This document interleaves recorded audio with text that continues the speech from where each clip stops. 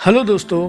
अगर आप वर्ल्ड की सारी कंट्रीज को काउंट करें तो आप पाएंगे कि वर्ल्ड में 206 कंट्रीज हैं, लेकिन यूनाइटेड नेशंस के अकॉर्डिंग इन 206 देशों में से 193 देश यूनाइटेड नेशंस के सदस्य हैं, 2 देशों को यूएनजीए में ऑब्जर्वर का दर्जा प्राप्त है और 11 अन्य देश ना तो मेंबर्स हैं और ना ही यूएनजीए में ऑब्जर्वर हैं। इसलिए ऑफिशियली वर्ल्ड में 195 कंट्रीज ही हैं। अब चूंकि 195 कंट्रीज हैं, इसलिए उनके 195 नेशनल एंथम्स भी होंगे।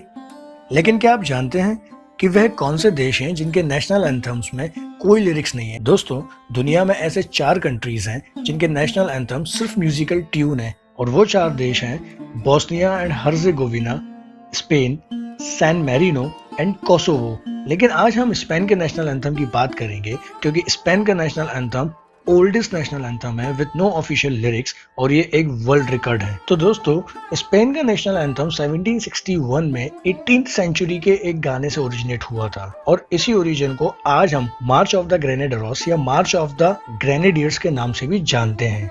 ये म्यूजिकल कंपोजिशन उस टाइम के स्पेनिश लोगों में इतना पॉपुलर था कि चार्ल्स थर्ड ने 1770 में इसको मार्च ऑफ ऑनर डिक्लेयर कर दिया था।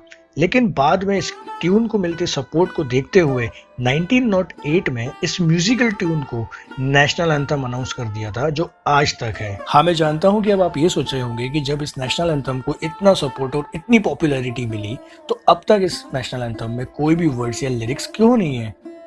बट ऐसा नहीं है। कई बार इसको लिरिक्स और वर्ड्स देने के लिए कई अटेम्प्ट्स किए गए, लेकिन स्पेनिश पॉपुलेशन के डिसएग्रीमेंट्स के चलते हमेशा ये अटेम्प्ट्स फेल हो जाते थे।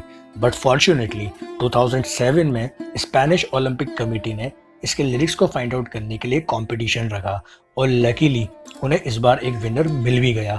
ओपेरा सिंगर्स ने तो यहाँ तक कि इसकी रिहर्सल भी कर ली थी, लेकिन अफसोस ये लिरिक्स स्पेन की कांग्रेस के पास अप्रूवल के लिए पहुंचे तक नहीं, क्योंकि स्पेन के वोकल ग्रुप्स इन लिरिक्स के खिलाफ थे, और देश भर में लिरिक्स के लिए क्रिटिसिज्म और कंट्रोवर्सी को देखते हुए ऑर्गेनाइजर्स ने इस आइडिया को अबेंडन कर दिया।